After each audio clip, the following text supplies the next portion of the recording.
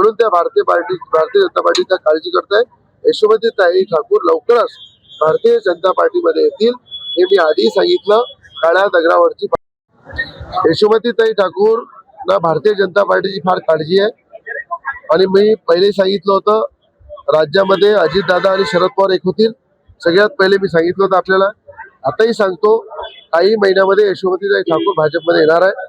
त्यांना वाटते की कुठे आपला भाजपवर अन्याय नाही झाला पाहिजे, भाजपचं कुठं काही कमी नाही झाला पाहिजे, भाजपला नेहमी मोठ्या प्रमाणात पक्ष तो वाढला पाहिजे भारतीय जनता पार्टी, अशी काळजी यशोमतीताईला आहे। आणि त्याच काळजीपोटी त्या कळकळीची विनंती करताय की भारतीय जनता पार्टी हा आता येणाऱ्या काळात माझा पक्ष राहणार आहे, मी त्या पक्षामध्ये येणार आहे। म्हणून त्या भारतीय जनता पार्टीचा काळजी करताय। यशोमतीताई ठाकूर लवकरच भारतीय जनता पार्टीमध्ये येतील हे मी आधी सांगितलं। काळ्या दगडावरची पांढरी रेघ।